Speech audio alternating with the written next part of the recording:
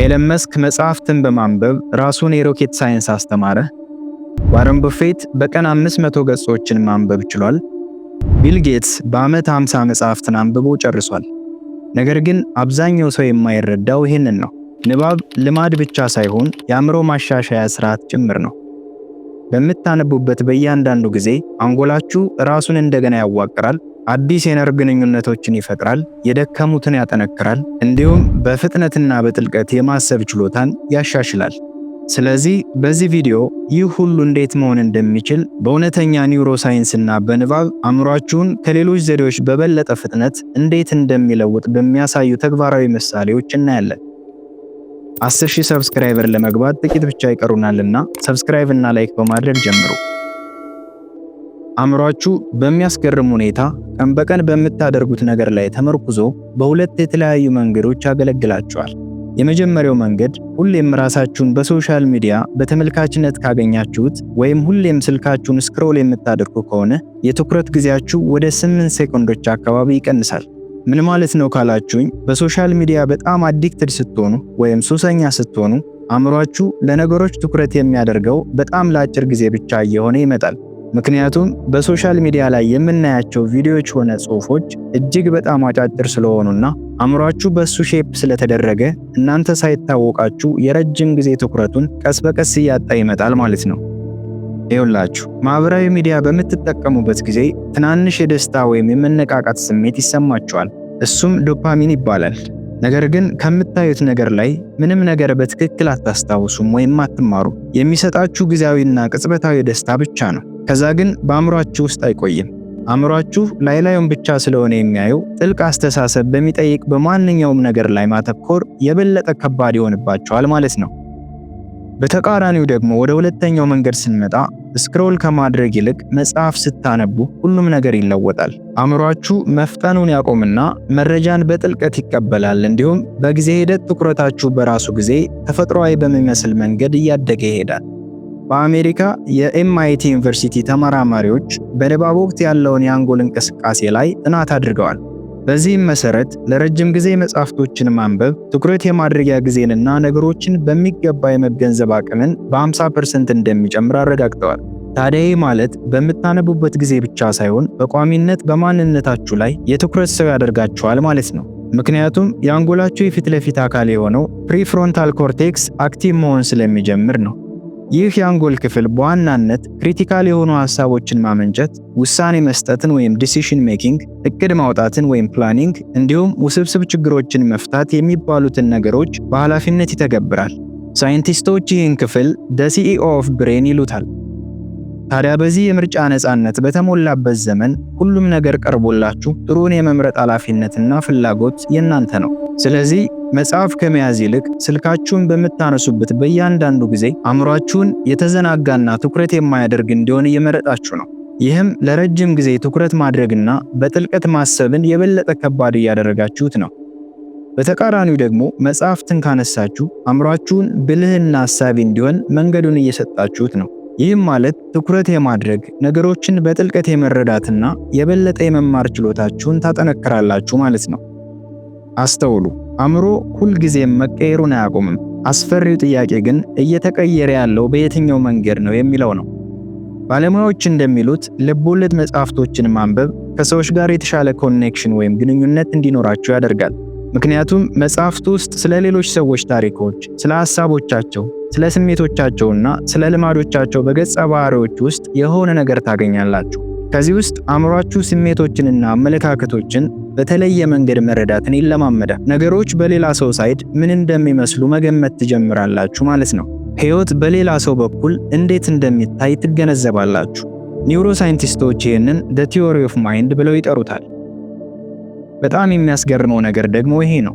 በመጽሐፍ ውስጥ ስለ አንድ ገጸ ባህሪ ስሜት በምታነቡበት ጊዜ በዕለት ተዕለት ሕይወታችሁ ወይም በእውነተኛው ዓለም ከእውነተኛ ሰዎችና ከስሜታቸው ጋር በምትገናኙበት ጊዜ የሚንቀሳቀሱት የአንጎል ክፍሎችም በተመሳሳይ አክቲቭ ይሆናሉ።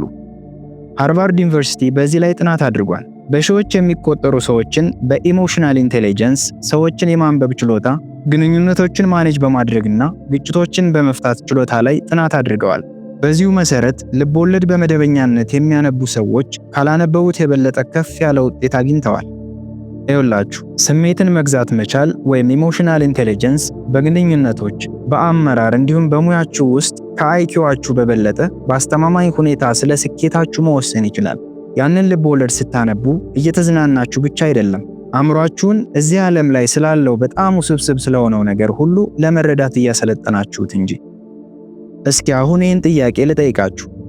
ስማርት ወይም ብልህ የምንላቸው ሰዎች ሁሉንም ነገር የሚያነቡት ለምን ይመስላችኋል? ከታዋቂ ባለሀብቶች አንዱ የሆነውና የዋረን ቡፌት የንግድ አጋር ቻርሊ ማንገር የአእምሮ ሞዴሎች ጥልፍልፍ ወይም ላቲስ ወርክ ኦፍ ሜንታል ሞዴልስ ብሎ የሚጠራው ጽንሰ ሐሳብ አለው። የአእምሮ ሞዴሎች ወይም ሜንታል ሞዴልስ ዓለም እንዴት እንደሚሰራ ለመረዳት የሚያስችሉ ኮምፓሶች ናቸው። እናም ብዙ ሜንታል ሞዴልስ በያዛችሁ ቁጥር በተሻለ ሁኔታ ማሰብ ትጀምራላችሁ። አሁን ማንበብ በሜንታል ሞዴልስ እንዴት ማሰብን እንደሚያጎለብት እንመልከት። ስለ ፍልስፍና ስታነቡ ስለ ስነ ምግባር ትርጉምና እንዴት መኖር እንደሚቻል ለማሰብ የሚሆን ግብዓት ታገኛላችሁ። ሳይኮሎጂ ወይም ስነ ልቦና ስታነቡ ሰዎች ካላቸው ባህሪ በስተጀርባ ያሉትን የተደበቁ ማንነቶች ማወቅ ትችላላችሁ። ታሪክ ስታነቡ በጊዜ ሂደት የሚደጋገሙ ሁነቶች እንዳሉም ማወቅ ትጀምራላችሁ። እንዲሁም ሳይንስ ስታነቡ በስርዓቶችና በማስረጃዎች ማሰብን ትማራላችሁ ማለት ነው። ነገር ግን ከዚህ ሁሉ የሚበልጠው ትልቁ ቁም ነገር እነዚህን ሞዴሎች መማሩ ላይ ብቻ አይደለም። ትልቁ ነገር የሚከሰተው ሁሉም ሐሳቦች በአእምሯችሁ ውስጥ መገናኘት ወይም ኮኔክት ማድረግ ሲጀምሩ ነው። ለምሳሌ ስለ ዝግመተ ለውጥ የሆነ መጽሐፍ ስታነቡ፣ ስለ ኢኮኖሚክስ ሌላ መጽሐፍ፣ እንዲሁም ስለ ሳይኮሎጂ ደግሞ ሌላ መጽሐፍ ስታነቡ በድንገት በአንድ መጽሐፍ ውስጥ የተማራችሁትን ነገር በሌላ ውስጥ ያለውን ነገር ለመረዳት ይጠቅማችኋል ማለት ነው።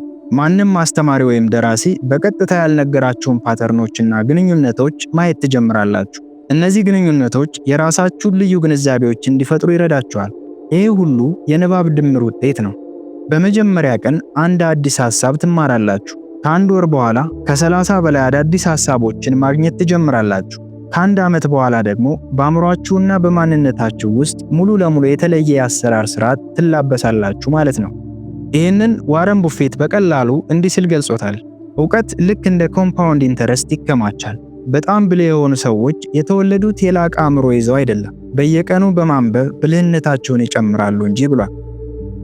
አእምሮ ወይም ብሬን የቆመ ማሽን አይደለም፣ ልክ እንደ ፕላስቲክ ነው። በምታደርጉት ነገር ላይ ተመስርቶ ይለዋወጣል። ሳይንቲስቶች ይህንን ኒውሮፕላስቲሲቲ ብለው ይጠሩታል። በምታነቡበት ጊዜ በአእምሯችሁ ውስጥ የሚሆነው እንደዚህ ነው። የእናንተ ቪዥዋል ኮርቴክስ ወይም የምታዩትን ነገር ሁሉ ፕሮሰስ የሚያደርገው የአንጎላችሁ ክፍል ማለት ነው በምስሉ ላይ ያሉትን ቅርጾች ወደ ፊደላት ይቀይራቸዋል። ከዚያም የቋንቋ ማዕከል ወይም ላንጉጅ ሴንተራችሁ እነዚያን ፊደላት ትርጉም ወዳላቸው ቃላት ይለውጣቸዋል። የማስታወስ ስርዓታችሁ ደግሞ ስለ እነዚያ ቃላትና ሐሳቦች የሚያውቀውን ሁሉ ማዛመድ ይጀምራል። ከዛም በመጨረሻ በሚያስደንቅ ሁኔታ አንጎላችሁ በነርቭ ሴሎች ወይም ኒውሮኖች መካከል አዲስ ግንኙነቶችን መፍጠር ይጀምራል። የስታንፈርድ ተመራማሪዎች ሰዎች ሲያነቡ ምን እንደሚሆኑ ለማጥናት የአንጎል ምስልን ተጠቅመዋል። ንባብ ከሌሎች ከምንሰራቸው ተግባራት ሁሉ በበለጠ በአንድ ጊዜ ብዙ የአንጎል ክፍሎችን እንደሚያነቃቃ ደርሰውበታል። በእያንዳንዱ በምታነቡበት ጊዜ አዲስ የነርቭ መስመሮችን እየገነባችሁ ትሄዳላችሁ። ልክ በአንድ ከተማ ውስጥ አዳዲስ መንገዶችን እንደመጨመር አድርጋችሁ አስቡት። ብዙ መንገዶች ባገኛችሁ ቁጥር ከአንድ ቦታ ወደ ሌላ ቦታ በፍጥነት መሄድ ትችላላችሁ። ልክ በተመሳሳይ ብዙ አዳዲስ የነርቭ መስመሮችን በገነባችሁ ቁጥር አእምሯችሁ መረጃን በፍጥነትና በብቃት ያስተናግዳል። የእነዚህ ግንኙነቶች ጥግግት አስተሳሰባችሁ ምን ያህል ንቁ እንደሆነ፣ ችግሮችን ምን ያህል በፍጥነት እንደምትፈቱ፣ መረጃን ምን ያህል በጥሩ ሁኔታ እንደምታስታውሱ፣ እንዲሁም ሐሳቦችን ምን ያህል በግልጽ እንደምትገልጹ ይወስናል ማለት ነው። ሁሌም በመደበኛነት የሚያነብ ሰው ከማያነብ ሰው በተለየ መልኩ መሰረታዊ የሆነ የአንጎል መዋቅር ልዩነት አለው። ይህ የሆነው ሲወለዱ ይበልጥ ጥሩ ጭንቅላት ስላላቸው አይደለም፣ ይልቁንም ንባብ በይበልጥ ጥሩ የሆነ አንጎል ወይም ብሬን ስለገነባላቸው ነው። ስለዚህ በመጨረሻም የአእምሯችሁን እድገት ለመጨመርና የበለጠ ትኩረት ለማድረግ የሚረዳችሁን ከዛሬ ጀምራችሁ ለ30 ቀን የሚቆይ ቻሌንጅ ሰጣችኋለሁ። ቻሌንጁን በ3 ደረጃዎች እንደሚከተለው ከፍዬላችኋለሁ። ደረጃ 1 ከ20 እስከ 30 ደቂቃዎች ያህል በየቀኑ ማንበብ ጀምሩ። ልክ መዝለልና ማጣት የማትፈልጉት ከራሳችሁ ጋር የምታደርጉት ቀጠሮ አድርጋችሁ ውሰዱት፣ እናም በትኩረት ተግብሩት። ደረጃ 2 አእምሯችሁን በደረጃ 1 ካለማመዳችሁት በኋላ በቀላሉ የምታነቡትና ምቾት የሚሰጡ መጽሐፍትን በመተው ቻሌንጅ የሚያደርጋችሁን ለመረዳት የሚያስቸግር እንዲሁም ግንዛቤያችሁን የሚያሰፋ መጽሐፍ ምረጡና ማንበብ ጀምሩ። የመጨረሻው ደረጃ 3 ደግሞ በጥልቀትና በስፋት ማንበብ ጀምሩ። በአንድ አይነት ዘውግ ውስጥ ብቻ መቆየት ሳይሆን ፍልስፍናን ከስነ ልቦና፣ ሳይንስን ከታሪክ፣ ልቦለድን ከህይወት ታሪክ ጋር በማዋሃድ ሞክሩት። ምናልባት ቀላል ላይሆንላችሁ ይችላል። በመጀመሪያው ሳምንት ማንበብ ከባድ እንደሆነ ይሰማችኋል። አእምሯችሁ ይቃወማችኋል፣ እሺ ብሎ አይታዘዝላችሁም። በሁለተኛው ሳምንት አንድ ነገር ሲለወጥ ትመለከታላችሁ። ማንበብን በትንሹ መናፈቅ ትጀምራላችሁ። ከዛም ትኩረታችሁ በግልጽ ሲሻሻል ታዩታላችሁ። ከዛም በሶስተኛውና በአራተኛው ሳምንት አእምሯችሁ ለየት ባለ መንገድና ባልተለመደ ሁኔታ ማሰብ ይጀምራል።